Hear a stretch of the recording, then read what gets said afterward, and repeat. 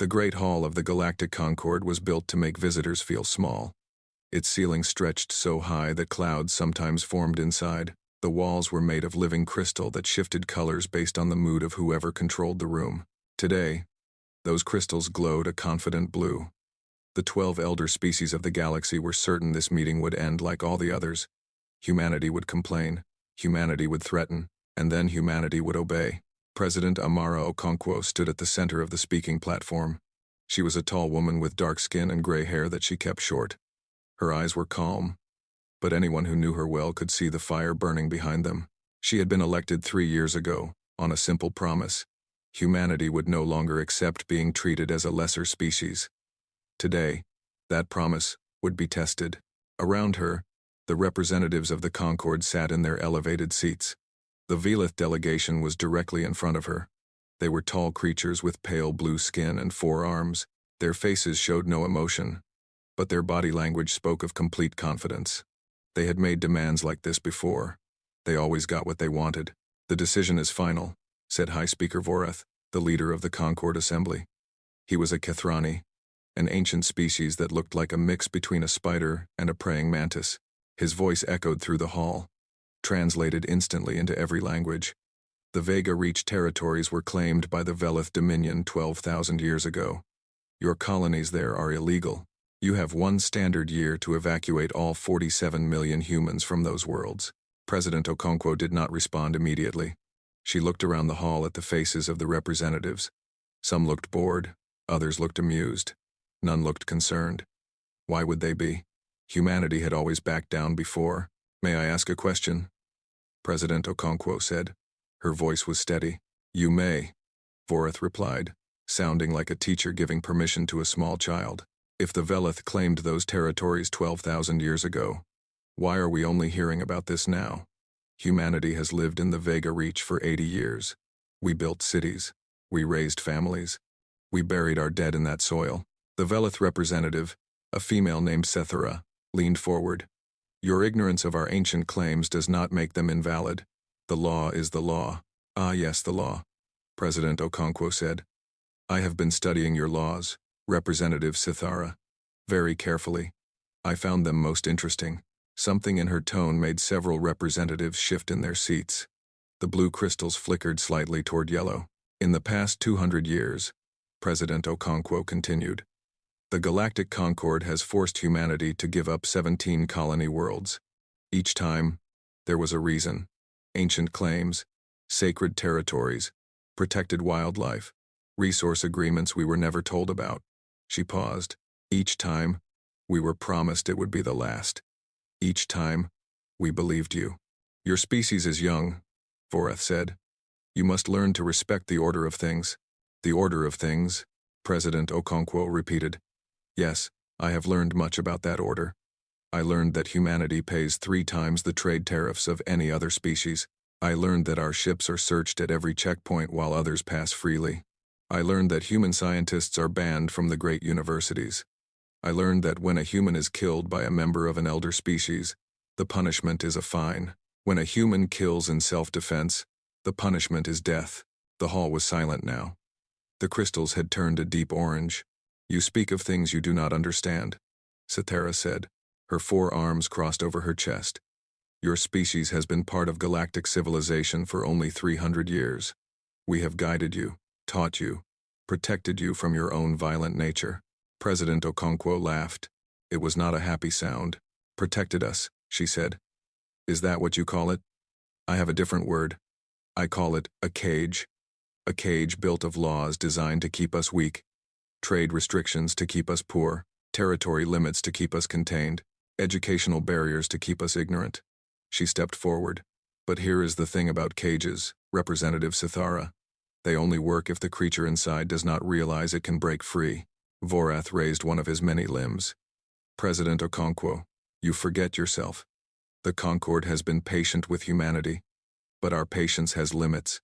Accept the evacuation order, or face the consequences." "Consequences," President Okonkwo said softly. "You mean war?" "If necessary," Vorath replied, "though I doubt it will come to that. Humanity is not foolish enough to fight a war it cannot win." President Okonkwo was quiet for a long moment. When she spoke again, her voice had changed. It was harder now, colder. "I am going to tell you a story," she said. "A true story. About a species that the Concord declared probationary, just like us. They were called the Mendra. They lived on a beautiful world, at the edge of the galaxy. They were peaceful. They were trusting. And when the Concord told them to leave their home because of an ancient claim, they believed the promise that they would be given new territories." She looked directly at Voreth. "There are no Mendra today. Their entire species vanished from history. The official record says they died of a plague. But I have seen other records, secret records. The Mendra did not die of plague. They were exterminated, every man, woman, and child. Because once they left their home, they had no power left. And those without power are easy to erase." The hall erupted in angry voices.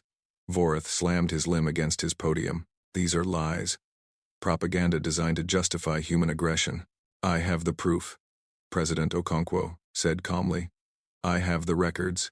I have the names of the ships that carried out the killing. I have the authorization orders signed by this very assembly." She smiled, but there was no warmth in it. "Did you think we would never find out? Did you think we would simply walk into the same trap?"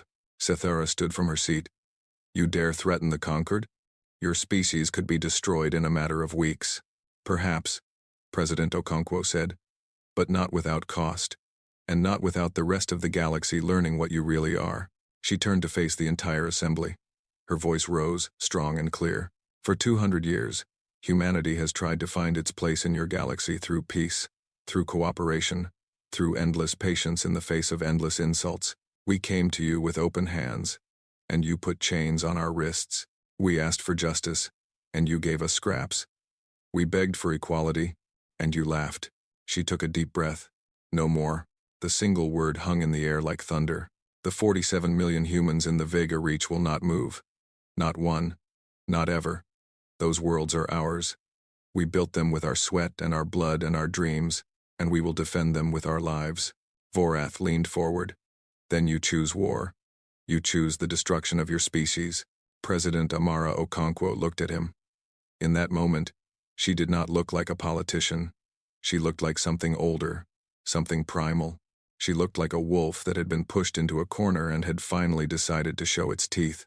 "I choose to stop talking," she said. "I choose to stop begging. I choose to stop pretending that words will ever change your minds." Her voice rose until it filled the entire hall. "No more talk. Let the war begin." She pressed a button on her wrist. Throughout the galaxy, on every human ship, station, and colony, a single word appeared on every screen: Prometheus. 200 years of planning. 200 years of secret preparation. 200 years of pretending to be weak while building strength in the shadows. The cage was open, and humanity was done being quiet. Admiral Chen Wei-Lin stood on the bridge of the HSS Defiance and watched the enemy fleet emerge from hyperspace. 400 warships. The Concord had sent 400 warships to crush 3 human colony worlds. They expected it to be easy. They expected the humans to see this overwhelming force and surrender immediately. After all, humanity only had 67 ships in the Vega reach. "Admiral," her second-in-command said, "the Concord fleet is hailing us. They demand our immediate surrender." Chen Wei-Lin was a small woman with sharp eyes and silver streaks in her black hair. She had served in the human fleet for 40 years.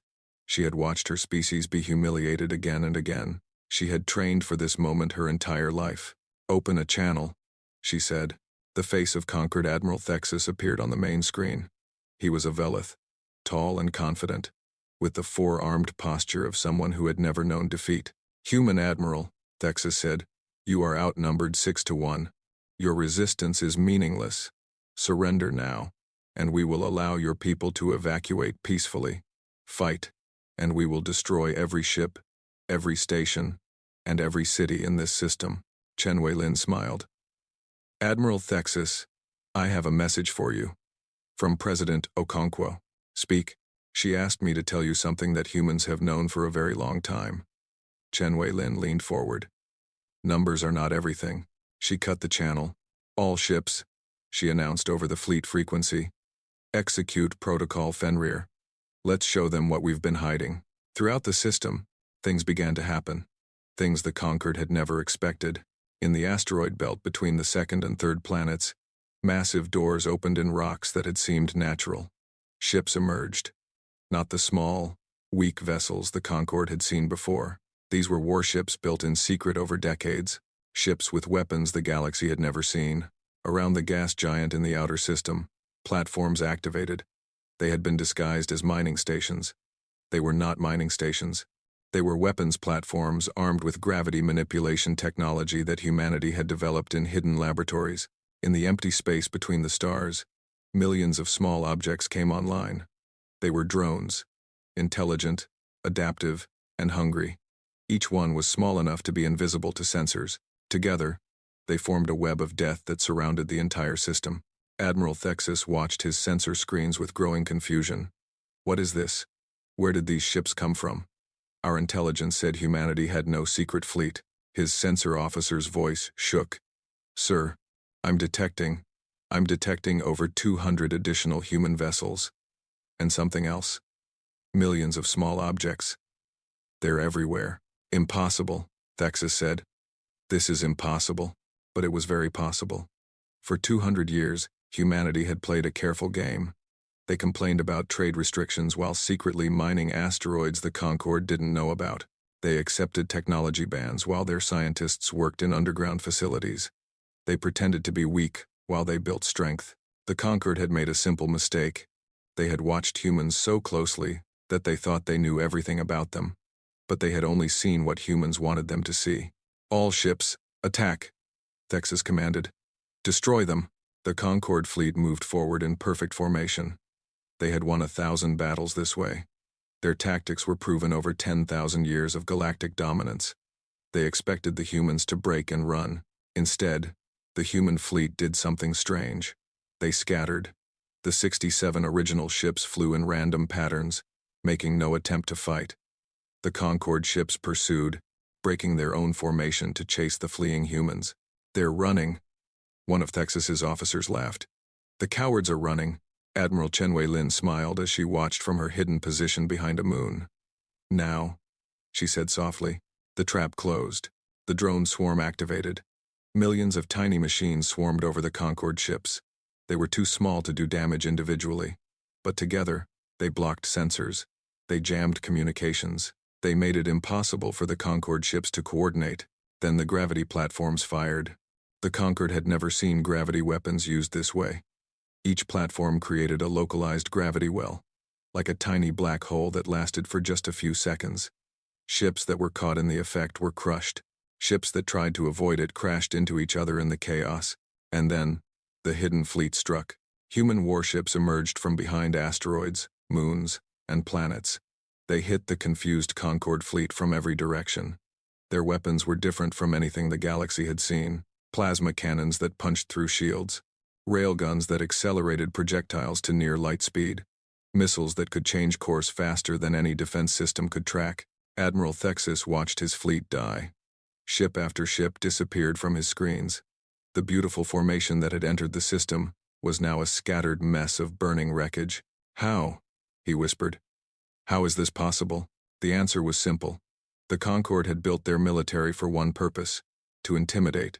Their ships were impressive, their weapons were powerful, but they had not fought a real war in thousands of years. Their tactics were old. Their thinking was rigid. Humanity had built their military for a different purpose: to survive. Every ship was designed to fight against superior numbers. Every weapon was built to kill quickly and efficiently. Every tactic was created by people who knew they would always be outnumbered. 18 hours after the battle began, it was over. Of the 400 conquered ships that had entered the Vega Reach, 23 survived.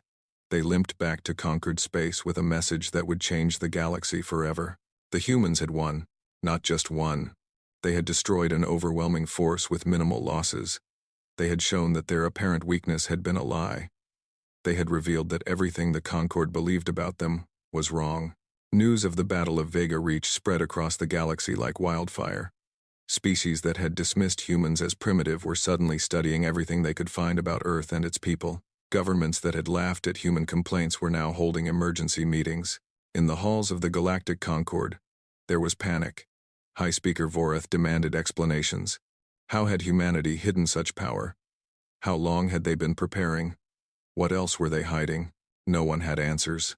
Meanwhile, Admiral Chen Wei-lin received a message from President Okonkwo. Well done, Admiral. The galaxy is watching. Show them who we are. Chen Wei-lin recorded her response.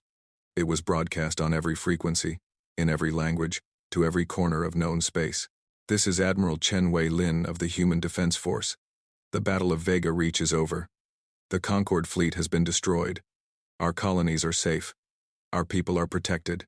She paused, letting the words sink in across 1,000 worlds. For 200 years, you called us young. You called us primitive. You called us a probationary species, unworthy of respect. You pushed us, restricted us, humiliated us, and we took it. We took it because we hoped things would change. We took it because we wanted peace. Her eyes hardened. But you did not want peace. You wanted submission. You wanted us to accept our place as the bottom of your order. You thought our patience was weakness. You thought our hope was foolishness. She leaned forward. You were wrong. Our patience was preparation. Our hope was determination. And our so-called weakness was just a mask. We have taken off that mask now. Look at us clearly. See what we really are. We are humanity. We have survived ice ages and plagues and wars. We have crossed oceans and climbed mountains and reached for the stars. We do not give up. We do not surrender. We do not die quietly. The Concord wanted war. Now they have it. And they will learn what our ancestors learned long ago. There is nothing more dangerous in the universe than a human with nothing left to lose. Across the galaxy, people of 100 different species watched and listened. And for the first time in 10,000 years, the elder races of the Concord felt something they had forgotten existed: fear. The war was now in its second year, and the galaxy had learned a terrible truth. Humans did not fight like other species. They did not line up their fleets for grand battles. They did not capture territory and hold it. They did not follow any rules the conquered understood. Instead, they appeared from nowhere, struck hard, and vanished before anyone could respond. Commander Yuki Tanaka crouched in the shadows of a Velith supply station. She was the leader of Fenrir Unit 7, one of the most feared human special forces teams in existence. Her unit had destroyed 17 supply depots in the past 3 months. They had killed no civilians. They had taken no prisoners. They simply broke things and disappeared. "Commander," whispered Sergeant Morrison, her demolitions expert, "charges are set. We have 4 minutes before the patrol comes back." Tanaka nodded. She looked at her team. 6 humans in black armor, carrying enough explosives to level a small city. They had trained for years for missions like this.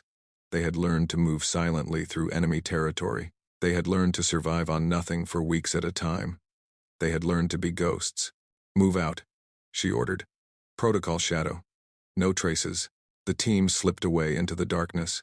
4 minutes later, the supply station exploded. It contained food and medicine for 3 Velith colony worlds. Without it, millions of Velith would go hungry. This was how humanity fought. They did not try to defeat the Concord military directly. They knew they could not win that way. Instead, they attacked the things that kept the Concord running: supply lines, communication networks, manufacturing centers, the boring, invisible systems that everyone depended on but nobody protected. The Concord had never faced an enemy like this. Their wars had always been formal affairs with clear battle lines and honorable surrenders. They did not know how to fight shadows. They did not know how to protect everything at once. And so, slowly, their economy began to break. On the Kethrani homeworld, factories shut down because raw materials stopped arriving. On the Velith colonies, food rationing began for the first time in 8,000 years. On a dozen other worlds, people who had never known hardship started to understand what it meant to do without. The Concord leaders screamed for results. They sent fleets to hunt the human raiders. But the humans were never where the fleets expected them to be. They struck one system and were gone before reinforcements arrived. They attacked from angles no one had thought of. They turned the vast size of the Concord from a strength into a weakness. Meanwhile, Commander Tanaka received new orders. Orders that would change everything. "You want us to do what?" she asked, staring at the holographic image of General Park, head of Human Special Operations. You heard me, Commander. We need you to infiltrate the Archive of Ages. The Archive of Ages was the most sacred site in Concord space. It was a massive space station at the center of their territory, holding the complete history of the elder races. It was protected by a fleet of 500 ships. It was considered completely untouchable. General, Tanaka said carefully, that's a suicide mission. No, Park replied. It's a difficult mission. There's a difference. We have intelligence suggesting that the archive contains records the Concord has hidden from the galaxy, records of other species they destroyed, records that prove they've been manipulating younger races for thousands of years. Tanaka understood immediately.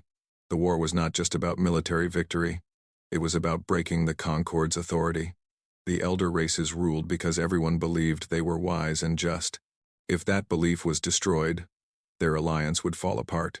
How do we get in? She asked. The Concord has been hiring mercenaries from neutral species. We've arranged for your team to join a mercenary company that's being assigned to archive security.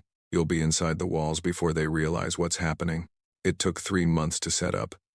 Tanaka and her team changed their appearance. They learned new languages. They created false identities. They became, as far as anyone could tell, members of a mercenary species called the Droth. The disguises were uncomfortable. The Droth were larger than humans, so the team wore special suits that made them look bigger.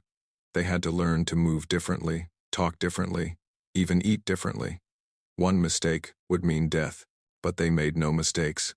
On the day they arrived at the Archive of Ages, they passed through 7 security checkpoints. They were scanned, questioned, and examined. The Concord security officers found nothing wrong. The humans had prepared too well. For 2 weeks, they worked as security guards, learning the layout of the station, identifying the location of the secret records. The archive was vast, containing information from millions of years of galactic history. Most of it was open to scholars from any species, but deep in the center of the station, behind doors that only the highest Concord officials could open, lay the restricted section. That was where Tanaka needed to go. On the 15th night, they made their move. Sergeant Morrison disabled the internal sensors. Lieutenant Chen hacked the security doors. Private Okafor dealt with the guards quietly and without killing. They were professionals, and they moved like water through the station's defenses. When Tanaka finally stood in the restricted section, she felt her heart racing. The room was filled with data storage units, each one containing secrets that the Concord had hidden for thousands of years. She plugged in her extraction device and began copying everything. The files that appeared on her screen made her sick. The Mendra, the Kalos, the Vithani, the Suul, 17 species in total. All of them had been declared probationary by the Concord. All of them had been forced to give up their territories. All of them had vanished from history. The records showed what had really happened. Each species had been systematically weakened, isolated, and then destroyed. The methods varied. Some were killed by engineered plagues. Others were sterilized so they could not reproduce. A few were simply hunted down by Concord military forces. The justifications in the records were casual, almost bored. Resource optimization, population management, evolutionary correction. They had murdered trillions of living beings and called it housekeeping. Commander, Morrison's voice crackled in her ear. We have a problem. Someone tripped a silent alarm. Security is mobilizing. How long? 3 minutes. Maybe less. Tanaka looked at the download progress. 60% complete. She needed at least 2 more minutes. Hold them, she ordered. Whatever it takes. The next 2 minutes were the longest of her life. She heard fighting in the corridors. She heard her team members calling out positions, exchanging fire with Concord security. She heard Morrison's grunt of pain as he took a hit but kept fighting. Finally, the download completed. 100%. Fall back, she commanded. Extraction point Delta. Now. They ran through corridors filled with alarms and flashing lights. They fought through 3 security teams. Private Okafor took a serious wound but kept moving. Lieutenant Chen carried him the last 100 meters to the shuttle bay. Their escape ship was waiting. A small, fast vessel that could outrun anything the Concord had. They piled inside and launched just as the first warships arrived to lock down the station. For 6 hours, they ran. The Concord fleet chased them across 3 star systems, but human ships were built for speed and stealth. Slowly, they pulled ahead. Finally, They jumped to hyperspace and disappeared. 3 days later, the contents of the archive were broadcast across the entire galaxy. Every species saw the truth. Every world learned what the Concord had really done. Every being understood that the wise and benevolent elder races were actually cold-blooded murderers who killed anyone who threatened their power. The effect was immediate. 3 Concord member species announced they were leaving the Alliance. 5 more declared neutrality. The others began to argue among themselves, each one blaming the others for the disaster. President Okonkwo spoke to the galaxy that night. You have seen the truth now. The Concord is not what it pretends to be. They do not protect the weak. They destroy them. They do not guide young species. They enslave them. They do not keep the peace. They enforce silence. She held up her hand, showing a list of names. Remember the Mendra. Remember the Kalos. Remember all the species whose voices were stolen. Humanity fights not just for ourselves, but for every species that was never given a chance. Across the galaxy, people who had never thought about humans began to see them differently. They were not dangerous primitives. They were something else entirely. They were liberators, and the Concord's days were numbered. The War Council met in the underground bunker beneath New Geneva, the capital city of Earth. The faces around the table were tired. 3 years of war had taken their toll, but the news that General Morrison had just delivered was enough to make everyone sit up straight. 3,000 ships, Morrison repeated. The Concord has gathered every vessel they have left. They're coming here. To Earth. To Sol. President Okonkwo studied the holographic map showing the enemy fleet's position. They were 2 weeks away from the solar system. 2 weeks until the largest battle in human history. They think if they destroy Earth, we'll give up, she said quietly. Will we? Asked Admiral Chen Wei-lin. She had been promoted after the Battle of Vega Reach. Now she commanded the entire human fleet. Her hair had gone fully silver in the past 3 years. She had lost many friends in this war. Okonkwo looked at her. What do you think, Admiral? Chen Wei-lin was quiet for a moment. I think Earth is more than just a planet. It's our history, our culture. Every human in the galaxy, no matter where they were born, looks at Earth and sees home. If we lose it, something in our species will break, something that might never heal. Then we don't lose it, Okonkwo said simply. General Morrison shook his head. Madam President, with respect, the math doesn't work. We have 1,000 ships. They have 3,000. Even with all our advantages, those numbers are too much. What about Project Prometheus? Vice President Nakamura asked. It was built for exactly this situation. The room went silent. Everyone knew about Project Prometheus, but few had seen what it actually contained. It was humanity's final secret. Built over a century in the outer reaches of the solar system. Show them, Okonkwo ordered. A new hologram appeared. It showed the solar system, but with additions that weren't on any public map. Hidden among the asteroids, the moons, and the empty spaces between planets were thousands of weapons platforms. Each one was armed with technology that humanity had never revealed. Gravity weapons, antimatter cannons, experimental systems that even the scientists who built them didn't fully understand. If they come to Sol, Morrison said slowly, they'll be walking into the most heavily defended system in the galaxy. But it still might not be enough, Chen Wei-lin said. 3,000 ships, General. Even Prometheus can't kill all of them. Some will get through. Some will reach Earth. Okonkwo nodded. I know. That's why we need to do something else. Something that will make them hesitate. She turned to face the council. We're going to tell everyone on Earth what's coming. And then we're going to ask for volunteers. Volunteers for what? Morrison asked. For everything. Ship crews, ground defense, medical support. Anything they can do. We're not going to force anyone to stay. Anyone who wants to evacuate can leave. But I believe that when our people understand what's at stake, they won't run. They'll fight. 1 week later, President Okonkwo addressed the entire human species. She stood in front of the United Nations building in New Geneva, the same place where humans had first created a world government 300 years ago. Behind her, the flags of every nation that had ever existed flew in the wind. Above her, the stars were visible in the evening sky. My fellow humans, she began, I have never lied to you. I'm not going to start now. In 7 days, the largest enemy fleet in galactic history will arrive in our solar system. Their goal is simple. Destroy Earth and break our spirit. She paused, letting the words sink in. I could tell you not to worry. I could tell you that our military will handle everything. I could tell you to go about your lives and trust that the government will protect you. But that would be a lie. The truth is, we need help.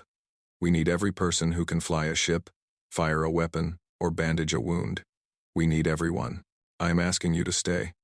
I am asking you to fight. Not because I order you to, but because this is our home. This is where our species was born. This is where we learned to dream of the stars.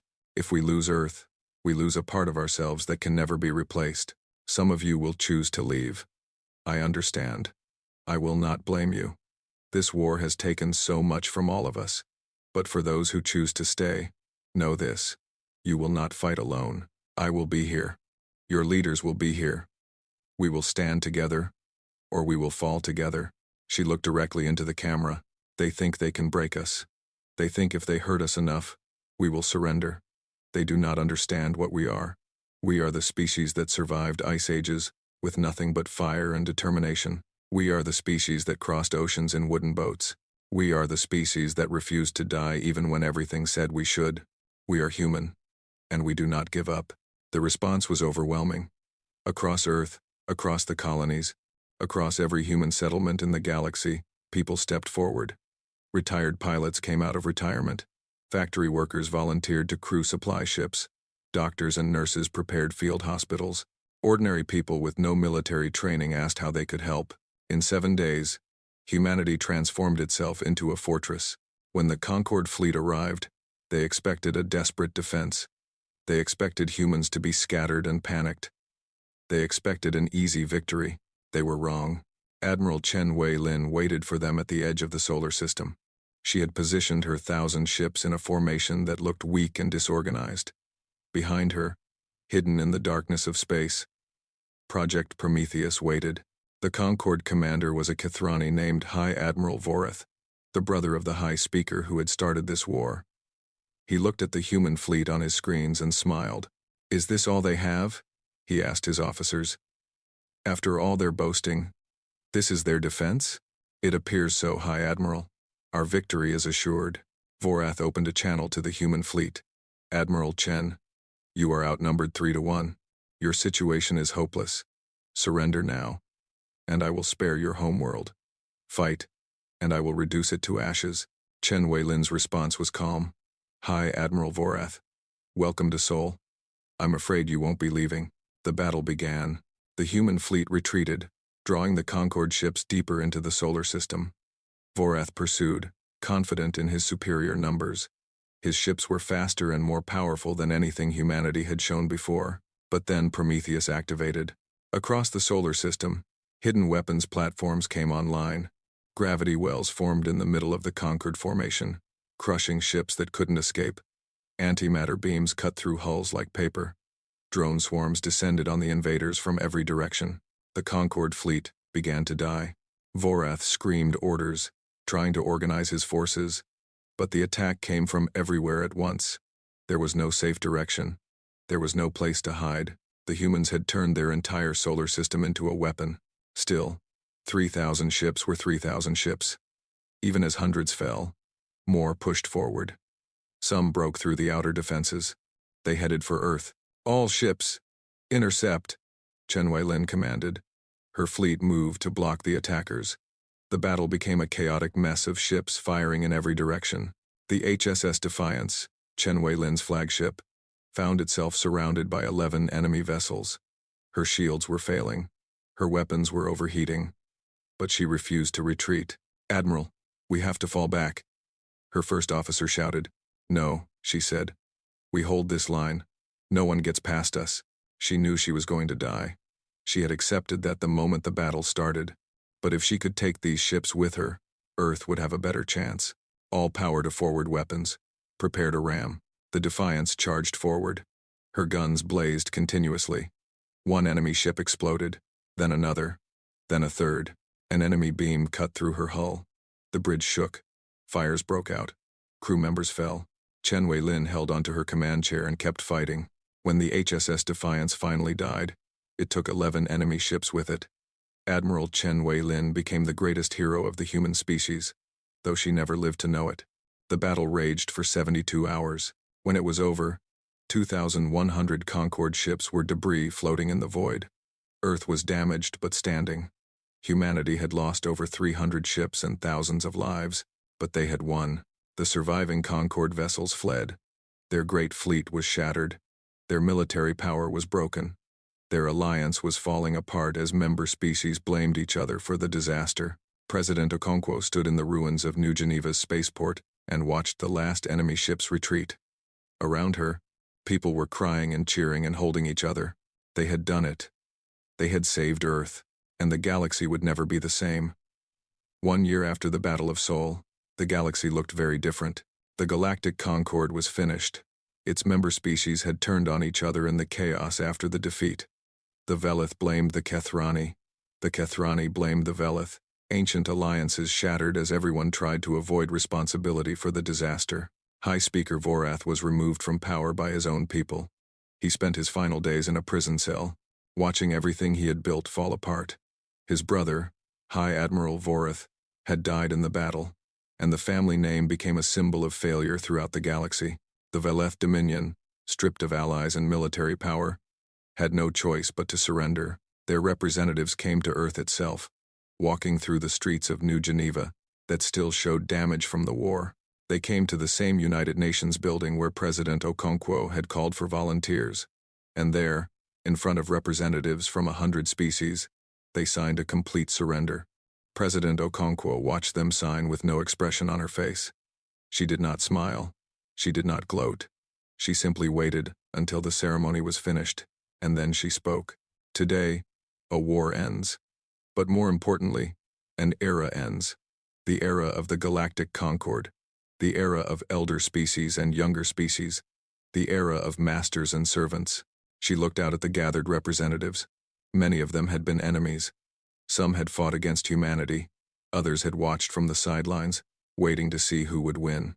I know many of you are afraid of what comes next. You wonder if humanity will become the new Concord. You wonder if we will use our power to dominate and control. You wonder if we fought for freedom, or just for ourselves. She shook her head slowly. We did not fight this war to become masters. We fought because we were tired of being slaves. We fought because we wanted to live as equals. And that is what we offer to the galaxy now. Not dominance, not revenge. Partnership. She activated a hologram that showed a new symbol. It was a circle of stars, each one connected to all the others by lines of light. No star was higher or lower than another. All were equal. I propose a new alliance. Not a concord, but an assembly. The Stellar Assembly. Every species, regardless of age or power, will have an equal voice. Decisions will be made together. Justice will be shared. No one will ever again be called a probationary species. The hall was silent. Then, slowly, representatives began to stand. First the Droth, who had helped Commander Tanaka infiltrate the archive. Then the Melthari, who had declared neutrality early in the war. Then dozens of others, species who had lived under Concord rule for thousands of years and had never dared to dream of something better. Even some of the former Concord species stood. They were tired of war. They were tired of fear. They wanted peace. Real peace. Not the false order that had existed before. The Stellar Assembly was born that day. Over the following months, its structure took shape. A council of representatives from every member species. A charter that guaranteed equal rights and protections for all. A court system that would judge disputes fairly. An economic union that would share resources and opportunities. It was not perfect. Many argued about details. Some species refused to join at first, suspicious of humanity's intentions. Old hatreds did not disappear overnight, but it was a beginning. A real beginning. The 17 species that the Concord had destroyed were not forgotten. Humanity established the Memorial Foundation, dedicated to finding any survivors or descendants of those lost peoples. They searched old records, explored abandoned worlds, and investigated every rumor and legend. In the second year of the assembly, they found something remarkable. On a remote moon at the edge of known space, they discovered a small community of Mendra. They were the descendants of a single ship that had escaped the destruction of their species 8,000 years ago. They had hidden, generation after generation, afraid that the Concord would find them. When the human ship landed and told them it was safe now, the Mendra elders wept. They had waited so long to hear those words. The Vega Reach colonies, the worlds that had started the war, grew and prospered. The 47 million humans who had refused to leave became a symbol of courage throughout the galaxy. New cities rose on those worlds. New generations were born who would never know what it meant to be a probationary species. Admiral Chen Wei-Lin was given a hero's funeral. Her body was never recovered from the debris of the Defiance, but a monument was built in her honor on Earth's moon. It showed her standing on the bridge of her ship, looking out at the stars. Beneath it were inscribed the words she had spoken at the Battle of Vega Reach. "We do not give up. We do not surrender. We do not die quietly." Every year, on the anniversary of the Battle of Seoul, humans across the galaxy observed a moment of silence for all those who had died. Then they celebrated, not with anger or triumph, but with gratitude. They had survived. They had won. They were free.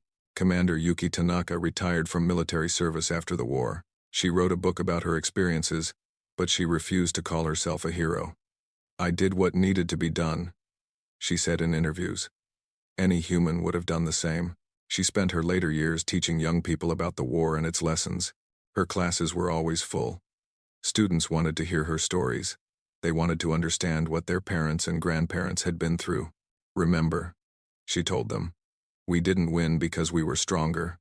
We won because we refused to accept that we were weak." The Concord had all the power, all the ships, all the weapons, but they didn't have what we had. They didn't have hope. They didn't have each other. President Amara Okonkwo was offered the position of first speaker of the Stellar Assembly. Many believed she was the obvious choice. She had led humanity through its greatest crisis. She had shaped the vision of the new alliance. Who else could possibly lead it into the future? She declined. "Humanity does not need a permanent leader," she said in her refusal speech. "Neither does the galaxy. We are stronger when we work together as equals, not when we follow one person. The assembly must belong to everyone, not to me." She finished her term as president of Earth and then quietly retired. She returned to the small town in Africa where she had been born. She bought a house with a garden. She lived simply, far from the politics and ceremonies of the capital. But she did not stop working. She became a teacher at the local school. She taught history to children who had never known a time before the war. She told them stories about the old days, about the struggles and the sacrifices and the victories. "Why did you say those words?" a young student asked her once. "Why did you say, 'Let the war begin'?" Okonkwo smiled. She was old now, her hair completely white, her face lined with the years, but her eyes still held the same fire they had held in the Concord Assembly Hall so long ago. "Because I was tired of talking," she said. "We had talked for 200 years. We had begged and pleaded and negotiated, and nothing changed. Sometimes, the only way to make people listen is to show them you're serious. Sometimes, you have to stand up and say enough." She looked out the window at the sky. "I hope you never have to do what we did. I hope your generation lives in peace. But if that peace is ever threatened, remember what we learned. Stand together. Fight for each other. Never accept that you are less than anyone else." The child nodded seriously. "I will remember." "Good," Okonkwo said. "That's all any of us can do. Remember, and teach others to remember." 500 years later, the Stellar Assembly had grown to include over 100 species. The old conflicts were history, studied in schools but no longer felt as personal wounds. The galaxy had known peace for so long that many young beings had trouble believing war had ever existed, but they remembered.